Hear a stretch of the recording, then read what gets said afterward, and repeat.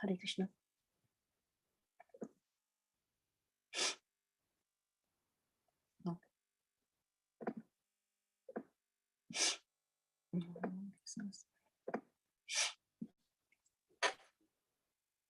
Hare Krishna. Welcome to our daily Srimad Bhagavatam reading. Today we are reading from Canto 2, text number 6, chapter 6, the Cosmic Manifestation, text number 31. We'll read the sloka first. Narayane Bhagavati idam tad idam vishwamahitam grihita mayorugunaha sargadav agunaha swataha. Synonyms: Narayane, unto Narayana, Bhagavati, the personality of Godhead, Tad idam, all these material manifestations, Vishwam, all the universes, Ahitam, situated, Grahita, having accepted, Maya, material energies, Uru Gunaha, greatly powerful, Sarga Adav, in creation, maintenance, and destruction, Agunaha, without affinity for the material modes, Swataha, self-sufficiently. Translation: all the material manifestations of the universes are therefore situated in his powerful material energies, which he accepts self-sufficiently, although he is eternally without affinity for the material modes. I'll read the purport once I recite the prayers and take lessons from Prabhupada. Om Ajnana-timirandhasya Jnananjana-shalakaya Chakshuranmilitam Yena Tasmai Sri Gurave Namaha. Sri Chaitanya Manobhishtam Stapitam Yena Bhutale Swayam Rupa Kada Mahyam Dadati Swapadantikam Vandeham Sri Guru Sri Utapada Kamalam Sri Guru Vaishnavamsha Sri Rupam Sagrajatam Sahagana Raghunathanvitam Tam Sajivam Sadvaitam Savadutam Parijana Sahitam Krishna Chaitanya Devam Sri Radha Krishna Padan Sahaganalita Shri Vishakanitamsha He Krishna Karuna Sindhu Dinabandho Jagatpate Gopesha Gopika Kanta Radha Kanta Namostute Tapta Kanchana Gaurangi Radhe Vrindavaneshwari Vrishabhanuste Devi Pranamami Hari Priye Pancha Kalpatarbyasya Kripa Sindhubhya Evacha Patitanam Pavanebhyo Vaishnavebhyo Namo Namaha. Jai Sri Krishna Chaitanya Prabhu Nityananda Sri Advaita Gadadhara Srivasa Adi Gaura Bhakta Vrinda. Hare Krishna Krishna Krishna Hare Hare Hare Rama Rama Rama Hare Hare. Om Namo Bhagavate Vasudevaya. Om Namo Bhagavate Vasudevaya. Om Namo Bhagavate Vasudevaya. Narayanam Namaskritya Naram Chaiva Narottamam Devim Saraswatim Vyasam Tato Jayam Udirayet Savaipum Sambaro Dharmo Yato Bhaktir Adokshije Ahetukiya Pratihata Yayatma Suprasidati Vasudeve Bhagavati Bhakti Yoga Prayurtaha Janayatya Shivairagyam Jnanam Jayadahaitukam Susrushoshadanasya Vasudeva Kataruchi Shanmahat Sevaya Vipra Punya Tirtha Nishevana Srinvatam Sakata Krishna Punya Sravana Kirtanaha Hridayantastho Bhadrani Midhunoti Suhrut Satam Nashtaprayeshva Bhadreshu Nityam Bhagavata Sevaya Bhagavati Uttama Sloke Bhaktir Bhavati Nashtaki Tadarajastamo Bhava Kamarobhadayeshe Chetayetera Viddham Stam Satve Prasidati एवं प्रसन्न मनसो भगवत भक्ति योगतः भगवत तत्व विज्ञानम मुक्त संगस्य जायते विद्यते हृदय ग्रंथिश्चिद्यन्ते सर्व संशयः क्षीयन्ते चास्य कर्माणि दृष्टा एवात्मनीश्वरे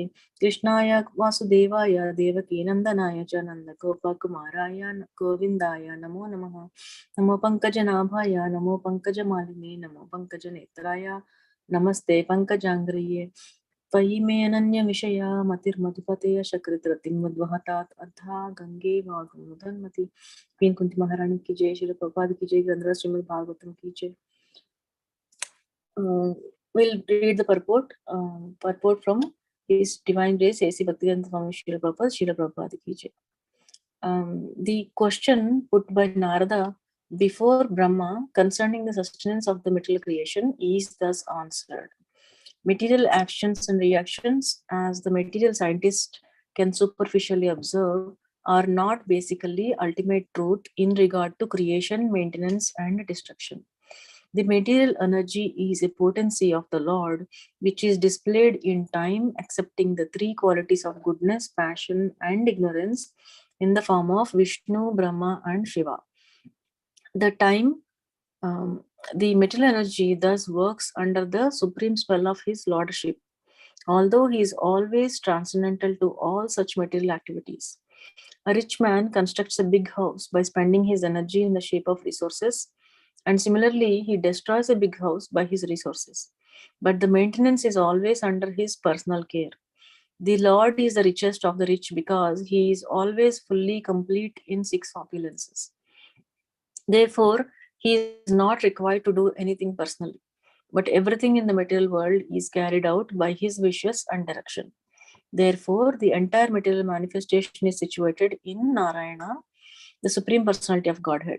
The impersonal conception of the Supreme Truth is due to lack of knowledge only.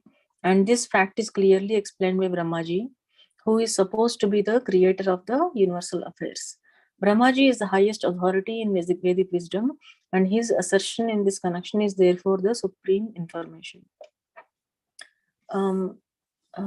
I pray to Krishna, Srila Prabhupada, and Guru Maharaj to give me proper words to speak today. I'm not qualified to read Srimad Bhagavatam like this and to give a lecture, but I'm just simply trying to repeat what Sadhu Sangha gave us and what we heard from them. So please forgive me if I have made any offenses. Quickly the background is this is the samvada between Narada and Brahma. Narada is asking Brahma, you are the creator of everything, and is there somebody higher than you? You seem to be praying to them. He's asking his questions, right? He asked like 6 questions in the beginning of this. At the beginning of this, in the middle of this canto, and he in this verse he is answering the question Yad Adhishtanam, and next verse will be Yad Param. So Yad Adhishtanam means where is the shelter of the universe. So he explained in the previous question was Yat Cha, meaning Brahma substantiates from his own experience that the Supreme Lord is the material cause of this universe. He also, Lord Brahma explains Narada how the universe is created. From the section 1 to 17, he explains, right, from what is the universe composed of, the ingredients of the universe. So he explains that from Garbhodaka Sai Vishnu's limbs, the ingredients of the universe came. And he explains in each and every organ, from each and every organ, what part of the creation happened. So all these verses 1 to 12 explains each and every organ and products of the universe, right? And this one, in this verse, he is explaining where is the universe depending on. So the translation one more, if we read the translation one more time, let's see. All the material manifestations of the universes are therefore situated in his powerful material energies, which he accepts self-sufficiently, although he is eternally without affinity for the material modes. If we remember from Bhagavad Gita 7. Was it 4 or 7? Not this one. There were a couple of verses that came to my mind, so I was just going over those. Yeah, so this is the one. Bhagavad Gita 7.7. Matta partaram nanyat kinchid asti dhananjaya mai sarvam idam protam sutre manigana iva. He is saying in the translation, O conqueror of wealth, there is no truth superior to me. Everything rests upon me as pearls are strung on a thread. So there are 2 points in this translation. He talks about 2 things which he elaborates in these 2 verses that we are reading in Srimad Bhagavatam today. Today we are reading 31, tomorrow is 32, right? 31 talks about where is the universe resting upon. And this is the verse connection to this, I felt like connection here, where everything rests upon me as pearls are strung on a thread. So when we read the Bhagavad Gita, this verse, right, I remember discussing about how the pearls, right, are strung on there is a thread. The thin thread is not visible, but we can see the pearls, beautiful pearls, right? Just like that, we see a lot of planets are aligned in such a nice organization, without any accidents, without any problems, without any issues, without running into each other, or they are so perfectly situated in the universe that, and we never hear about any accident in the space. And you know um, so just like pearls, it's such a good analogy, right, to remember. As soon as we remember where is the universe resting, as soon as we remember that sentence, we should remember these pearls. And think about that analogy in our imagination to depend, to try to understand, try to expand our brain to understand that. And in the Srimad Bhagavatam, Brahmaji is trying to elaborately explain how that is. It's because it's hard to imagine for us. you know we many devotees, we all believe that Supreme Person is a person. But how a person? Because when we say person, we think human being is also person, right? We compare as a human being, but as God, as a Supreme Lord, he is different. He's a different person, not just like any of us, right? From his body, many of the parts of, from his body parts, many of the products came, that we learned from verse number 1 to 17 in the second canto 6th chapter. He's saying, from the Lord's organs, from 7 dhatus, 7 Vedic meters came. From the body, from the body of the Lord, active principles of powers of everything came. From his hair and beard, clouds were made. From nails, lightning, minerals, and metals were made. Arms, the Lokapalas who protect the people, the Kshatriyas, administrative class is coming. Steps, Bhur, Bhuvar, and Swargalokas were created. Lord's lotus feet, protection and bestowal of all desires. Place of evacuation, envy, misfortune, death, and hell. When we hear these four things, right, we should remember where they are coming from the Lord's body. Back, frustration, ignorance, and immorality. Veins, great rivers and rivulets. Veins, as soon as we many times we do go visit holy places, holy rivers, take bath in the holy rivers and things, right, like that, right? We should try to remember gods, from where these are coming from. The veins of the Lords are the rivers.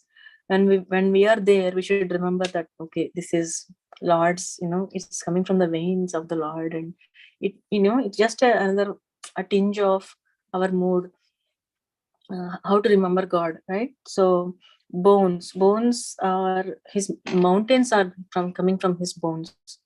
And belly, oceans, juice in food, pradhana, destruction. When we see ocean, right, it is so deep, right? Sometimes it's very scary when you see the ocean. It's so beautiful, serene and calm. At the same time, it is scary also. But we should think about, this is Lord's belly. It's huge and big. So he is such a big personality, not like any of us, right? Heart, mind, consciousness, dharma of everyone, truth and knowledge.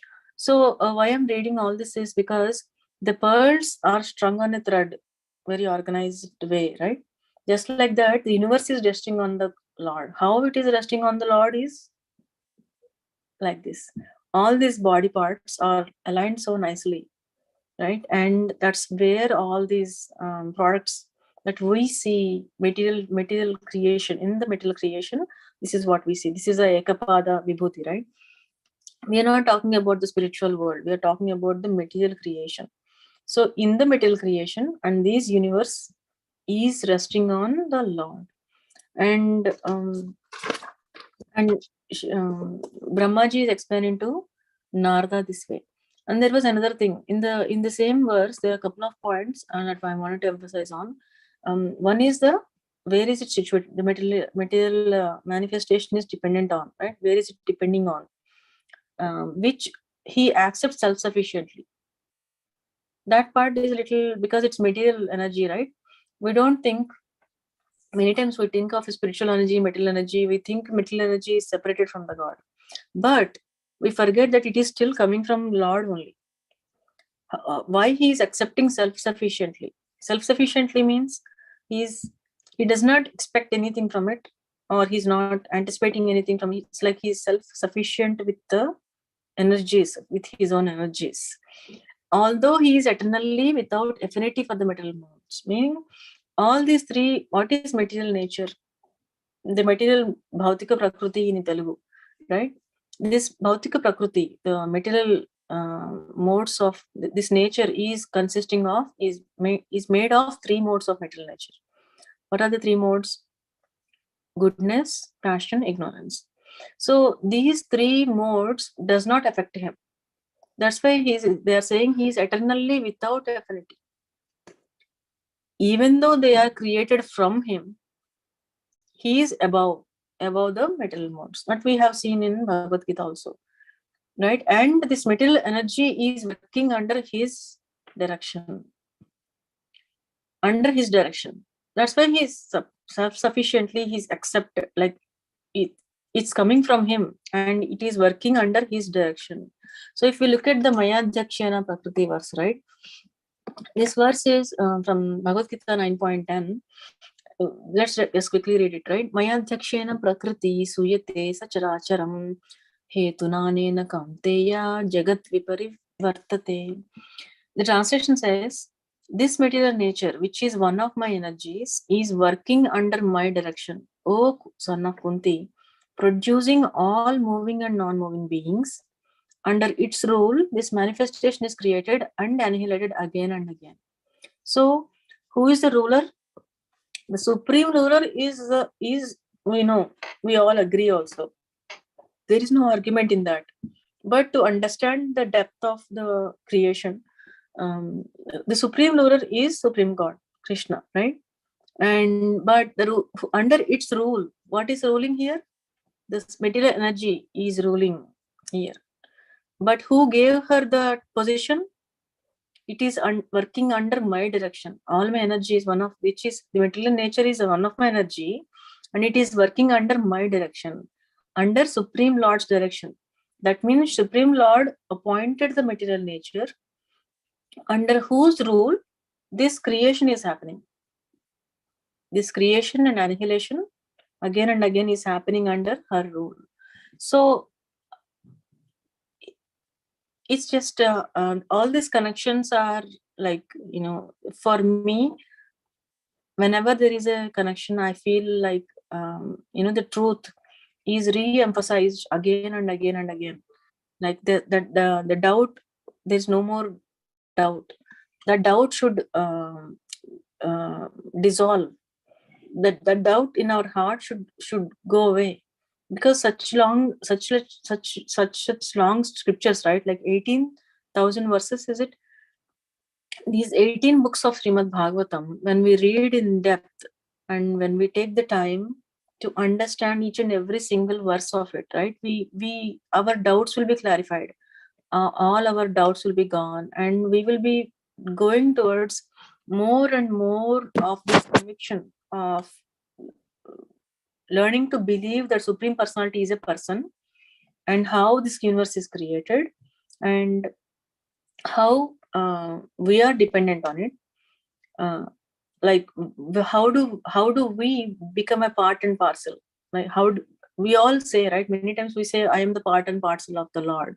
But how it is explained very detailedly by Brahma to Narada. So these are the main things that came to me when I was reading this verse. And he also gives an example. This example struck to me because a rich man constructs a big house by spending his energy in the shape of resources. And simultaneously he destroys a big house by his resources. But the maintenance is always under his personal care. So 3 years ago, I bought a house and I recently sold it. So I was able to connect it to this. I'm not a rich person, but still um, owning a house and then letting it go, right? So I've just looked through myself how much time I spent making this house mine, and then trying to dwell in the house, and then how much time did I spend to empty the house and then leave, right? So I was observing myself how much attachment I have built to the house, and how much time did I spend to get out of that attachment. So just like that rich man, right? Krishna delegates this work to his energies by spending his energy in the shape of resources. So all these resources he has given us. Each and every body part is, Brahma used many of his body parts and to create this universe. And the Lord is the richest of the rich because he's always full, complete, or in six opulences. So so he do not require to do anything personally. Everything is coming from him, so he is not dependent on the universe. He's not dependent on anything of this, right? Everything is dependent on him, right? So from a creator point of view, right, we don't create anything. It's very hard to compare ourselves, because whatever we create is more like we take the ingredients given by the universe and make something out of it, right? If we buy a house or build a house, the whatever ingredients coming in the brick, cement, iron, struts, or the roof, whatever, walls, drywall, all the wood, everything, if you look at all the sources, everything is given to us by the universe, by the prakriti, by the nature, right? Material energy is giving us all of these ingredients. We just put together and build something out of it, but we are not the creator. But here Krishna is the creator, and he is delegating the work to the subcreation to Lord Brahma, and Lord Brahma using all these ingredients and creating this universe. It is so beautifully explained. The example here is nicely explained by Srila Prabhupada. That's why his analogies and examples are so beautiful. So there should not be any questions or any doubts when we read Srila Prabhupada's purports from Srimad Bhagavatam. I would like to conclude here, because it's amazing when we are chanting Hare Krishna Mahamantra, our mind is going through so many thoughts, but very hardly we think about Krishna. Seriously, I mean, this my from my personal point of view, very hardly we think about Krishna. But many times we think about material energy only. But when we put that connection to Krishna, that material energy, all of this energy, whatever we see in front of us, right, and whatever we are using or experiencing here, it's all sourced from the Supreme Lord. When we put that connection and you remember that connection, then even if your mind is wavering here and there, if we remember the connection to the Supreme Lord, then we are plugged into the Supreme Lord, the energy of the Lord. So that means we are never disconnected. So I mean, this is another realization I just try to assimilate. So I think with that I will conclude today. If there are any questions or any comments, corrections, please share.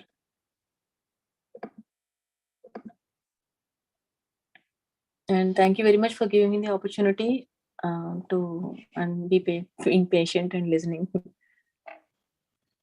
Thank you, Mataji. Nice explanation. I mean, the same sentence that stuck to me when I read sometime back this, purport about the how the Lord.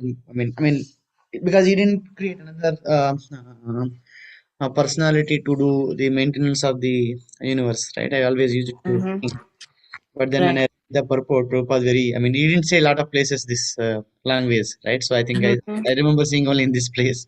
I don't remember seeing anywhere else so far. Maybe I don't remember. So I mean, it was very stuck to me. I mean, when you read that sentence, I was just thinking, yeah, I remember when I read it as well. So because that's how it happens. I mean, when a skyscraper building is built, I mean, somebody else will do it. But the inside activities, the person who is living there, he takes care of it, the owner of that. Yeah. Right? Yeah. Supreme Lord is the owner of everything. So he Right. maintains it, everything. Right. Yeah, we mentioned about in the beginning of the class how everything is set in place, right, without any problems. Mm-hmm. Yes, Prabhu. Thank you, Prabhu, for There is sharing. a demigod is there. I mean, I'm not saying that there will be a problem, but yeah, I mean, but the Supreme Lord, I mean, empowers them, but still, right? So still there are no. Even the when even the problems are tried, we, well, our understanding should be where every problem is doubted.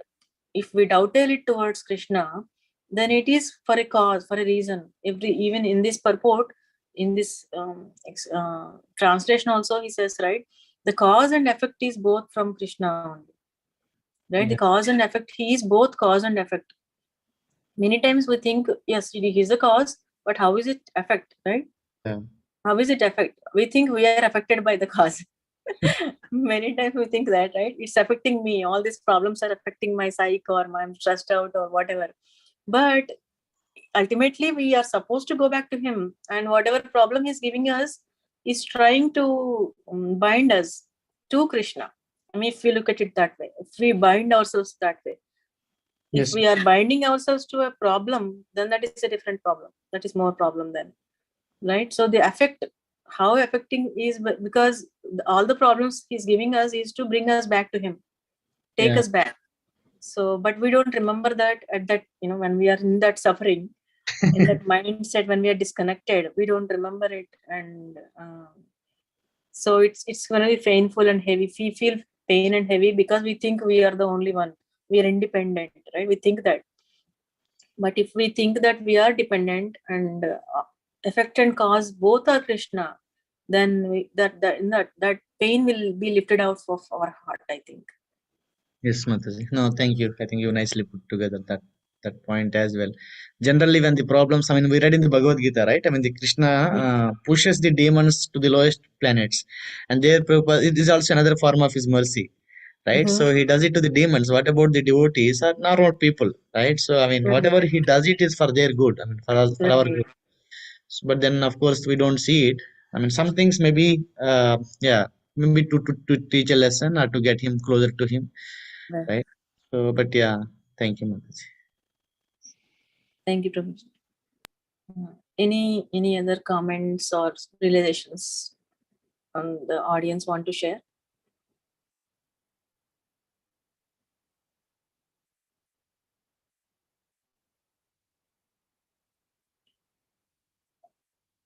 It is 8 o'clock, and I would like to stop on time. So thank you all for giving me this opportunity and being patient with me. So see you all again next time. Hare Krishna. Have a wonderful Krishna conscious day. Hare Krishna.